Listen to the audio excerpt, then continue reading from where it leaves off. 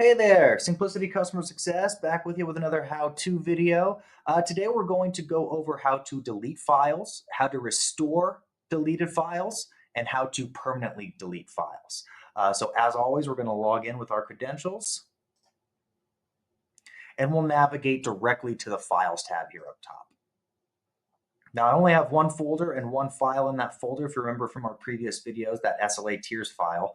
But turns out I don't need it anymore. This was last year's. We've updated it since, so I can just go ahead and get it out of my files because I don't want to see it anymore. So I'll just click the tab next to it and hit delete. And it'll ask me for sure, are you sure you want to delete this? And of course, yes, I do. And there it is. It's gone. But let's say, oh no, what happens? Your marketing director calls and says, hey, I hope you didn't delete that file. We need it as a template. Any way you can get it back. Do not panic. There is a way to restore that file you just deleted. So if you go over here, you'll see this little trash bin icon. It says show deleted items. Go ahead and click that. And it'll show me what I just deleted here, this SLA tiers file. If I click it, it'll give me the option to restore that.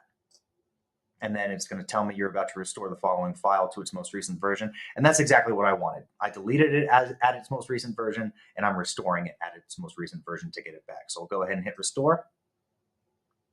And we're still in my demo test folder, and the SLA tiers file is here. Now, let's say that you absolutely do not need this file. You do not want it taking up cloud storage. It's taking up 246 kilobytes right here. You want to get rid of it. So let's go ahead and hit delete, confirm the deletion. And then we're going to go into that same show deleted items folder. We're going to click that SLA tiers file, and we're going to permanently delete it. There is no coming back from this. This is literally deleting forever. So we click delete forever. Let's keep in mind this is 246 kilobytes, so we can double check. We'll hit delete forever. So now that's gone. Now let's do a sanity check and go to the admin dashboard. And now I'm at 0 bytes of storage because I just permanently deleted that 246 kilobyte file.